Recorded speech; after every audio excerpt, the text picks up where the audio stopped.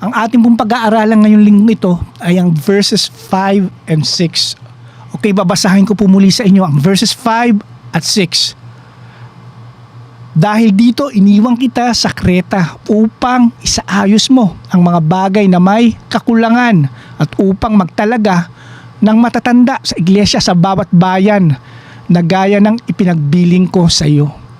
Siya ay dapat na walang kapintasan, asawa ng isang babae, ng kanyang mga anak ay mananampalataya na hindi napaparatangan ng panggugulo o ng pagiging suwail. Makikita po natin dito sa simula ng verse 5 ang dahilan o layunin ng liham ni Pablo. Pinapahayag na ngayon ni Pablo dito ang dahilan kung bakit siya sumulat kay Tito. Ito po ay upang isaayos ni Tito ang mga bagay na may kakulangan, mga bagay na dapat ayusin, kagaya ng pagtutuwid sa mga maling aral, maling katuruan, maling kaugalian na kumakalat sa loob ng mga iglesia sa Kreta.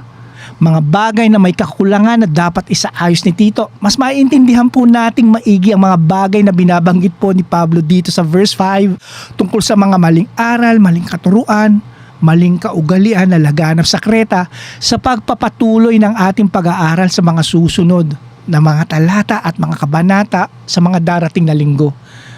Makikita rin po natin dito sa verse 5 ang isa pang dahilan o ikalawang layunin ng pagsulat ni Pablo kay Tito. Ito po ay ang bilin ni Pablo kay Tito sa pagtatalaga niya ng mga matatanda o pagtatalaga ng mga elder o mga pastor sa iglesia sa bawat bayan.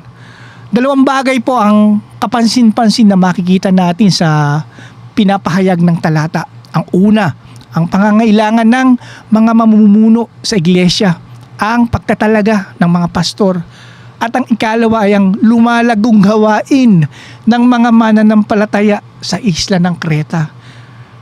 Iglesia sa bawat bayan sa isla ng Crete. Ito po ay patunay sa paglago ng gawain ng Diyos sa lugar na yon. Ito po ang pinagbili ni Pablo kay Tito nang iwan siya ni Pablo dito sa isla ng Kreta. Ito ang kanyang job description o scope of work, ang misyon ni Tito sa isla ng Crete. Ito ay una, ay saayos ang mga maling katuruan at kaugalian sa lugar na yon, at ikalawa naman po ay ang magtalaga ng mga mamumuno sa iglesia ng ating Diyos.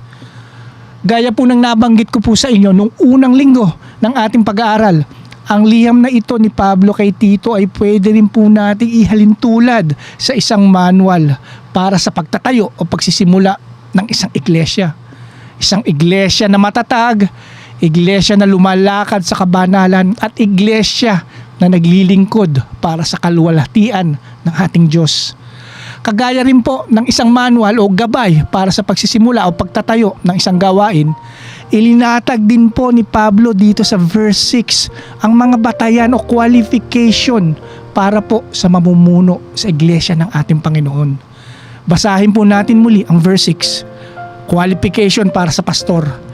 Siya ay dapat na walang kapintasan, asawa ng isang babae, na ang kanyang mga anak ay mananampalataya na hindi napaparatangan ng panggugulo o ng pagiging suwail.